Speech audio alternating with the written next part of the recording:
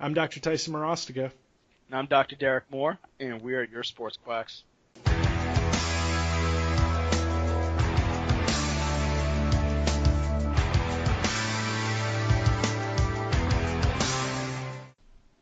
Okay there, fellow sports quacks. Today what we have on for our podcast is going to be a breakdown of Tiger Woods and his recent battles with back pain.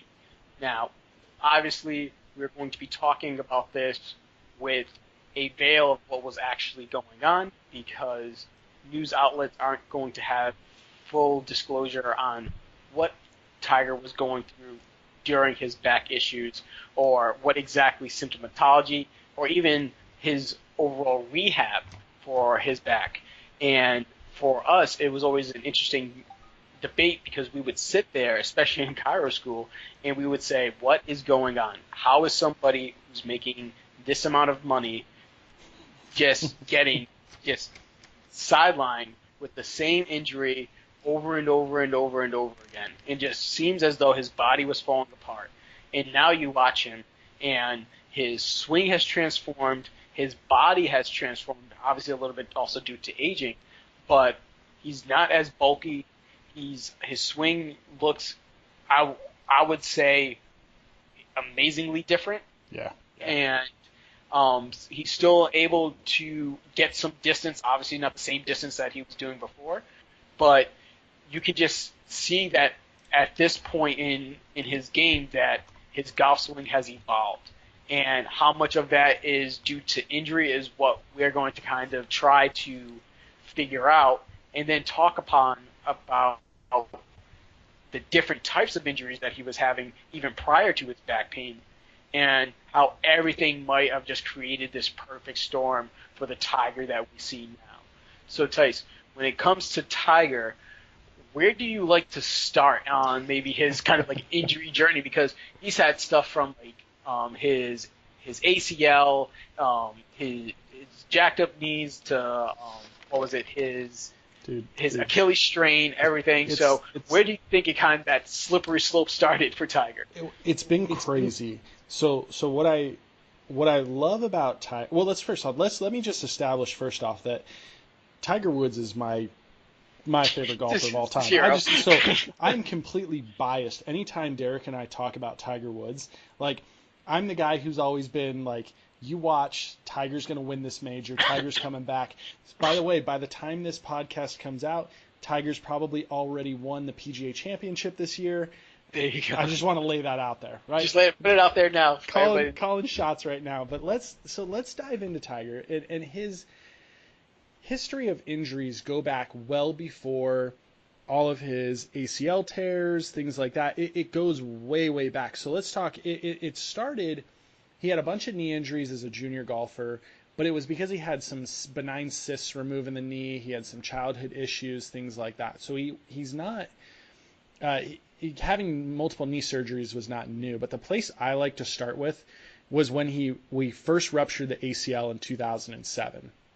Right, so this was his like moment where we saw the fist pump, rolled the ankle, and tweaked the knee. Right, so we all kind of remember that like moment, that cool moment on the green when he did it, and then he went on and battled Rocco Mediate for the U.S. Open and won on a blown knee, and like just a phenomenal story, right? Just awesome.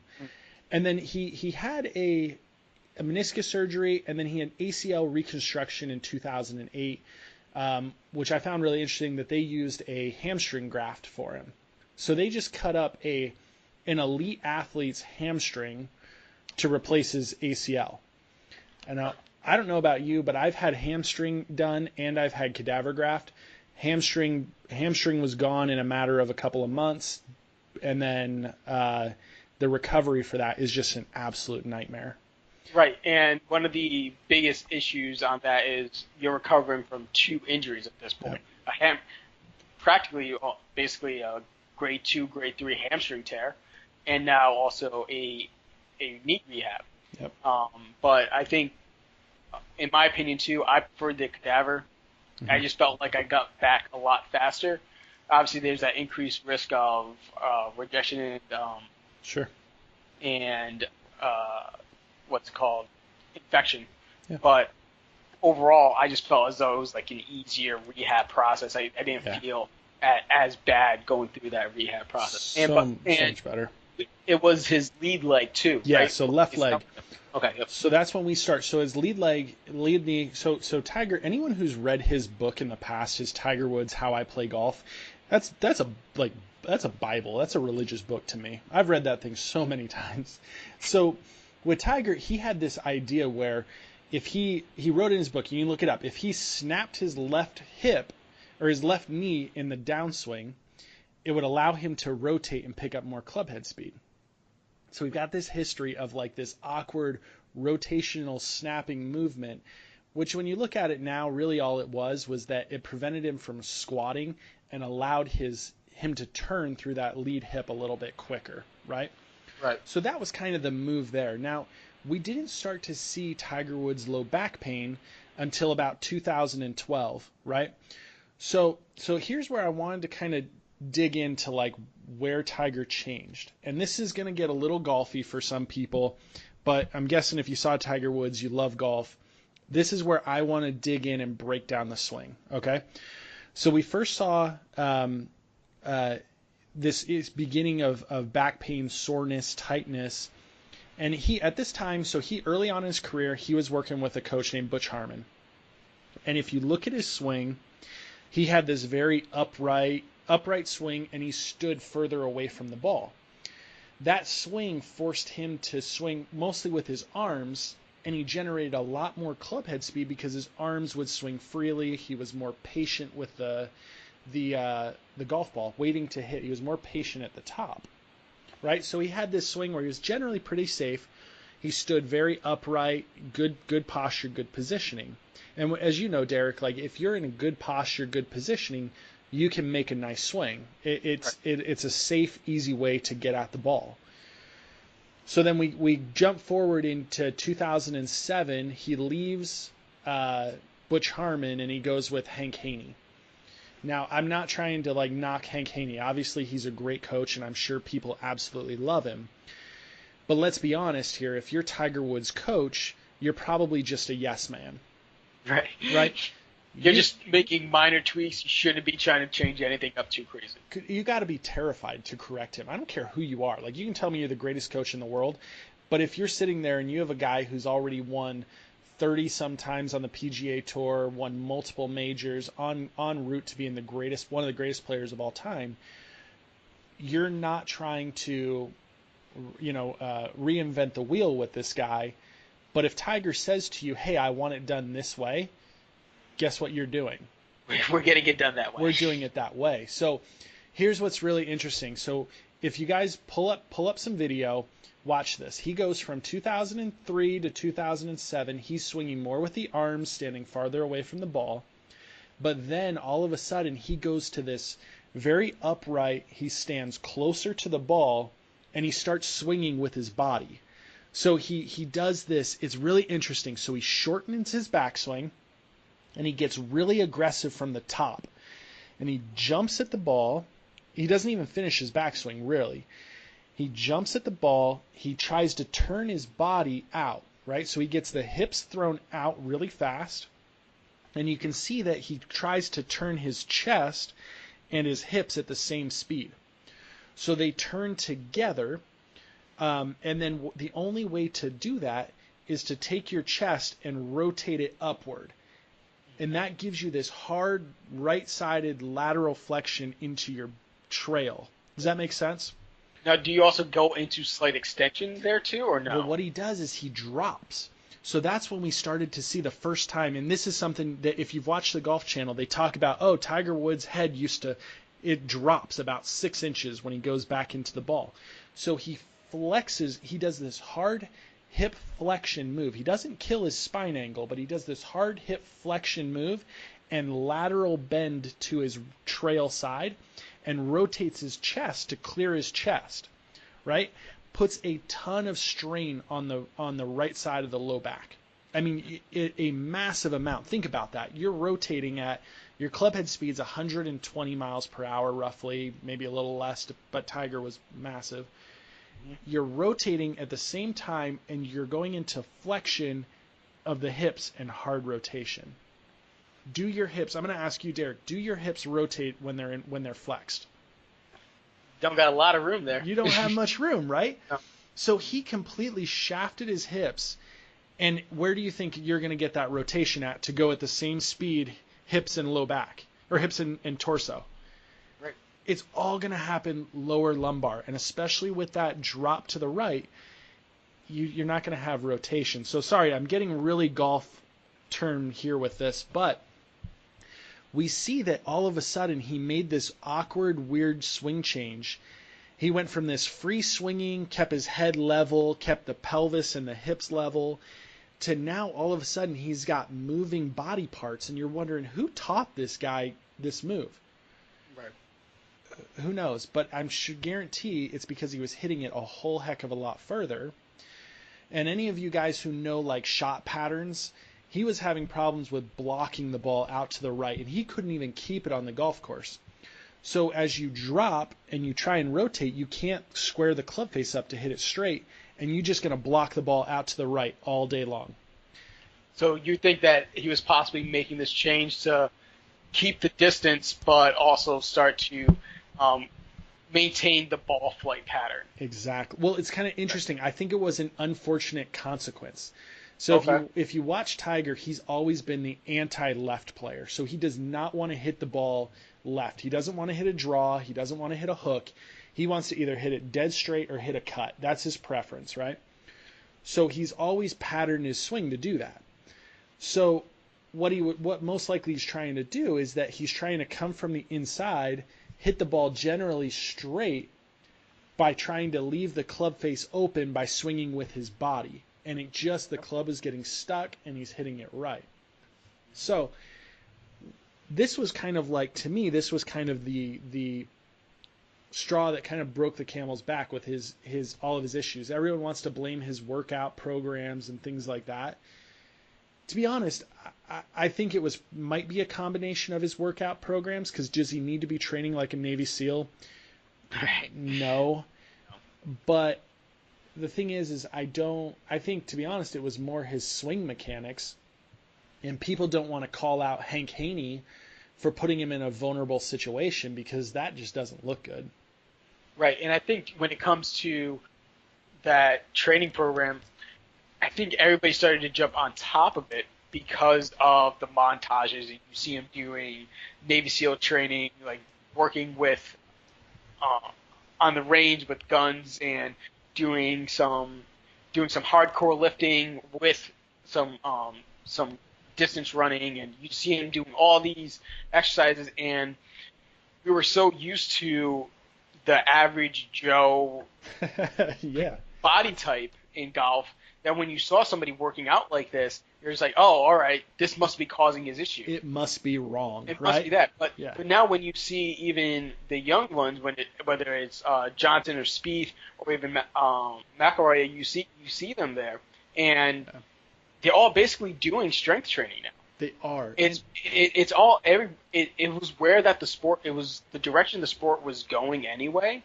but it was the fact that it was Tiger, and that he does everything at 100, and then on top of that now he's getting hurt, that I think everybody just started to just pile on, hey, this must be an out of sport issue. He just doesn't understand how to lift. You've got to remember that Tiger is an absolute freak of nature, right? He came out, and he's a linebacker or a safety, kind of a body type, right? This dude is 6'2", 220 probably at a good weight. Like, this is a big dude we're talking about. So I remember the first time I watched him hit balls, I stood right behind him at Bethpage at the U.S. Open, and I was so excited to see him, right? I jumped ahead like 8 holes. I stood right on the tee box to see him, because Tiger's, a hero at this point. This was probably 2007, I think, 2008 maybe. Dude walks up to the tee, and I'm a big guy. I'm 6'1", I'm 200 pounds, and he walks up and makes me look like a little boy. I mean, he was a monster at this point. And I remember turning to my buddy going, holy crap, like this is a man.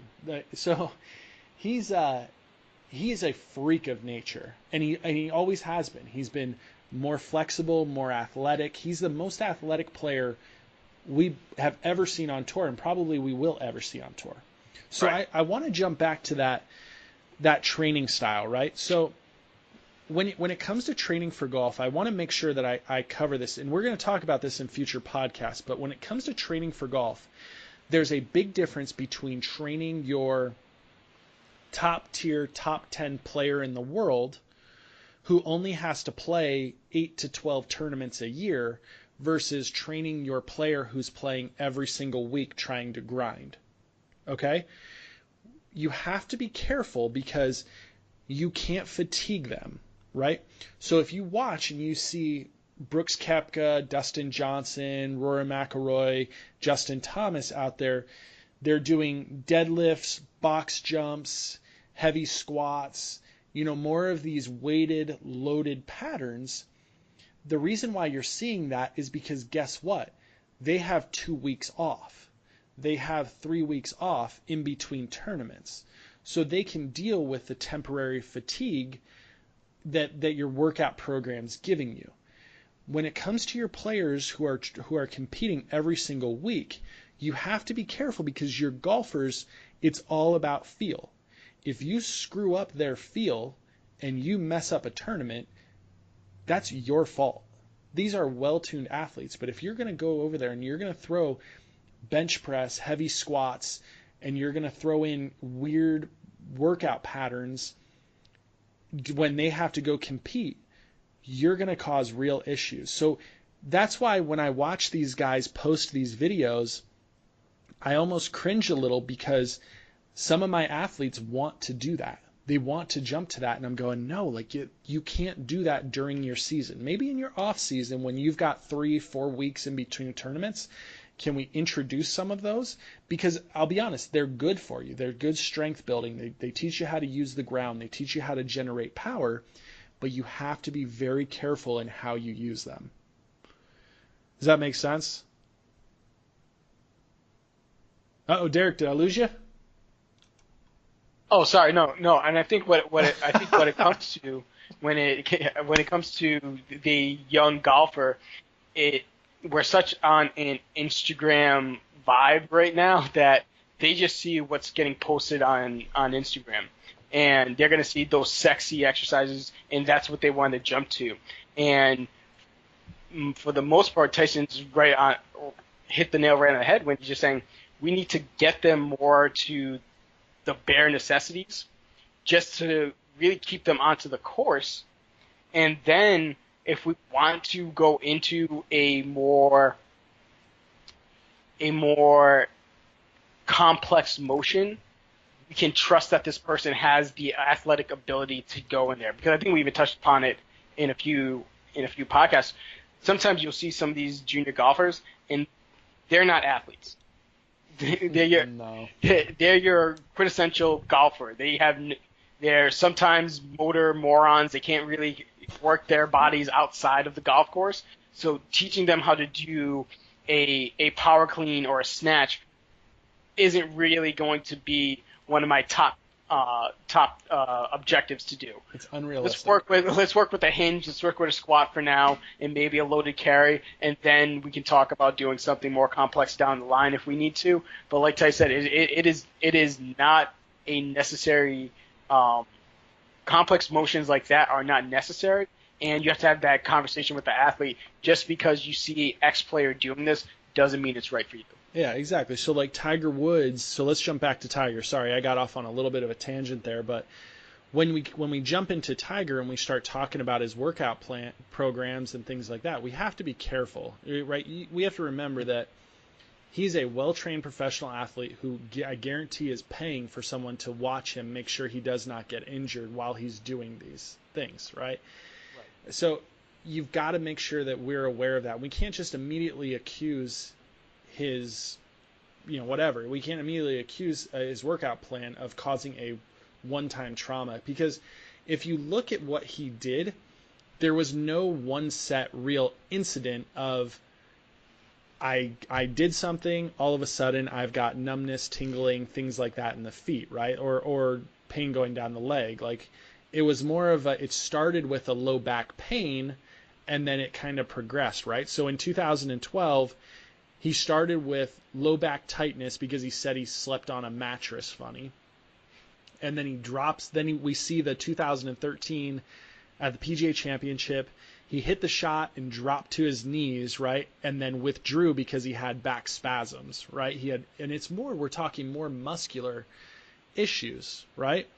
Right. At least and once again, that's what we think, but we have no idea what's going on behind the scenes. Absolutely. This is all the information that they're letting us know. So you have to take everything with a grain of salt. If he's saying that he's having some slight numbness or tingling, does that mean, did they just give us a little bit of that and it was full-fledged radiculopathy?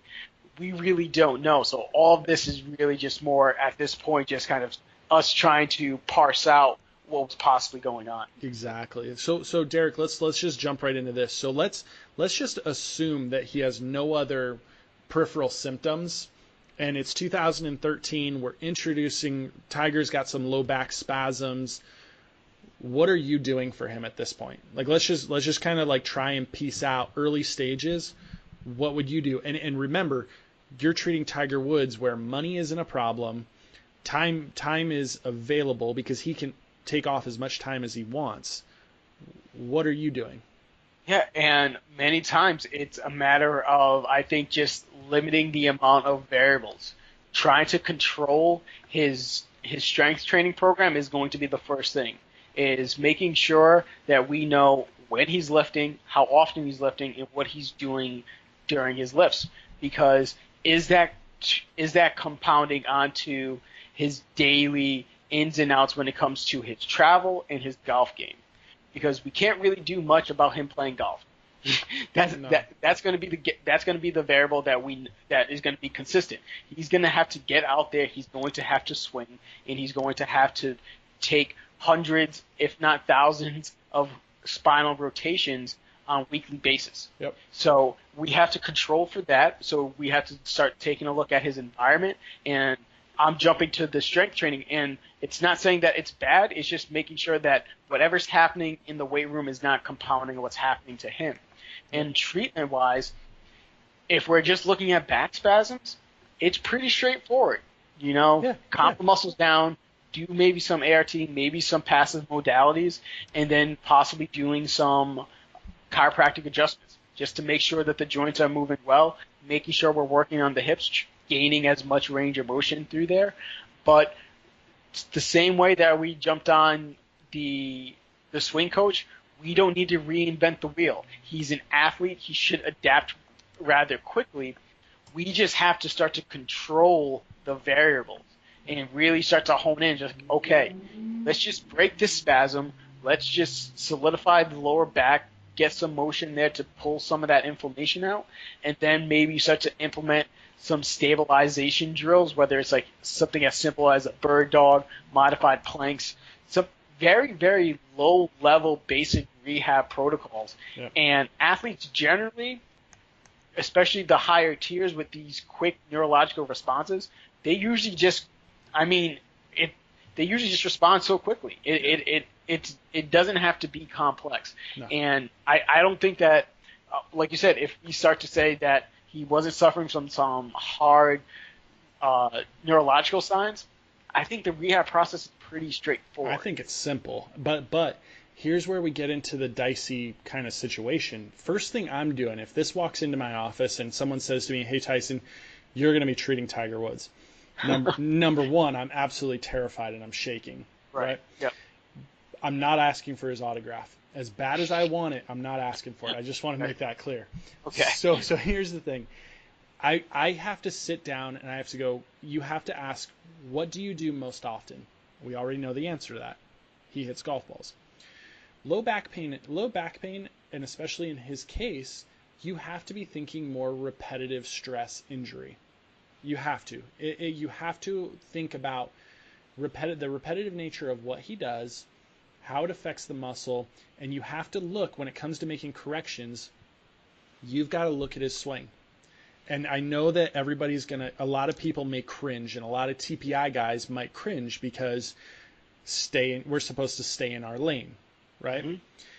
But when it comes to Tiger Woods, you have got to sit down with a swing coach and say, look, something is causing this repetitive injury. And if you want your player to stay at the top of his game, we have to look and break down what he does most often, right? And in this case, you have to be able to explain to the coach in a well-worded, you can't look like an idiot. You may want to write it out. You may want to write a written statement of how Tiger's trying to swing with his body, he's standing closer to the ball, he's shortening his swing.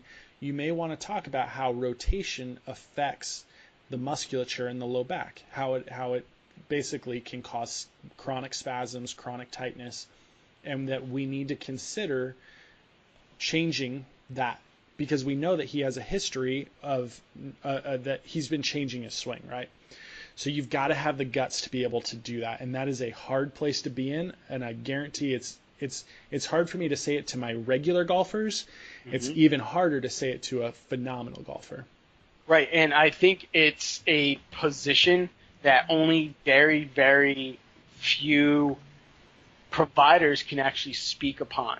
It needs to come from somebody who can, like Tyson said, sit down, pull up the kinematic sequence, pull up the videos, and be able to break down what's happening and also tell them why there's a possibility for biomechanical failure at this point. Yep. Because all they're going to see is that you're trying to break down the golf swing. And that's a little bit of what we're trying to do, but really we're looking at the biomechanics on a pathological standpoint of saying, hey, when I see this, these are the most common faults when it comes to an injury. And unfortunately, he's starting to hit those markers for that injury. Yep. So we're not saying that there's maybe a direct causation, but there's a lot of correlation going on over here. Yep. And if we can possibly make some changes here, we might be able to get him back to where he needs to be. Yep. But once again, we're talking about the guy who really has unlimited funds. He can see anybody in the world. Did he have a golf-driven physiotherapist, chiropractor, somebody who understood the golf game, helping him through this process? It makes you wonder, right? Because the progression that we saw, like obviously we didn't see what he did in 2012 to 2014 to treat his back pain. I guarantee it was more conservative because there's no known surgeries at this point. There's no known. Well, when did he have the discectomy? The micro? I think he had it in. He 14, had it right? later. He had it later. He had it in 14. Well, here's what I was reading. So he had the surgery for the pinched nerve, and I'm assuming that was a microdiscectomy because it said later in 2015 he had his second one. Right. So I'm assuming. I hate to assume, and I hate to do this, to you guys, but I think in 2014 was our first introduction to some sort of surgical procedure for it. So I would assume that for 2 years, we probably tried some sort of conservative route. At least I would hope. Right. But then all of a sudden, we start introducing these surgeries, right? So think about it. Like if you're, again, Tiger Woods, unlimited funds, unlimited resources, #1 golfer in the world, makes millions of dollars every year. Here's where I thought things got really fishy with it. All of a sudden, we're pushing for surgeries, discectomies, and nobody has said a word about neurological symptoms at this point. And this is where the issues come in with, at what point do you call it? What point do you say it? But then again, I'm also going to tell you, if the guy comes to you, the #1 golfer in the world, and you're a surgeon or you're a whatever, and they say, hey, I want this surgery, and he shows some of the matching symptoms, do you say no? Oops. Right. And that's sometimes that iffiness on when you're dealing with professional athletes because they see surgery as a quick fix. Yep. And when it's a quick fix, they're always thinking that the surgery is going to be 100% positive outcomes. Yep. And we know, just being in the field, even just for a few years, that back surgery is anything but a lock-in. A lot of times it is not as successful as we hope it to be, and when those athletes get underneath the knife, it doesn't make their chances any more positive than some other people sometimes, and that's usually a sad fact for them. It really is, and it's career destroying. And with Tiger, he lost 7 years, or I mean not 7 years, 6 years, yeah, about 7 years almost. So yeah, here's the thing. What we're doing now is we're kind of starting to get into these later dates, and we've seen kind of here's what Derek and I would have done conservative route initially. And so what we want to do is we're gonna record part 2 of this, and we're gonna jump into post-surgical. We're gonna jump into building the swing post-surgical. We're gonna jump into communicating about injury preventative stuff and future, being able to help him get back to playing at another podcast. So, we, like always, we want to thank you guys for listening to us. Send us some messages about this. I actually would love to hear what some of my golfers think about this, and your thoughts, your ideas, and would love to discuss it. So like us on Facebook, subscribe to our podcast, and we'll talk to you guys later.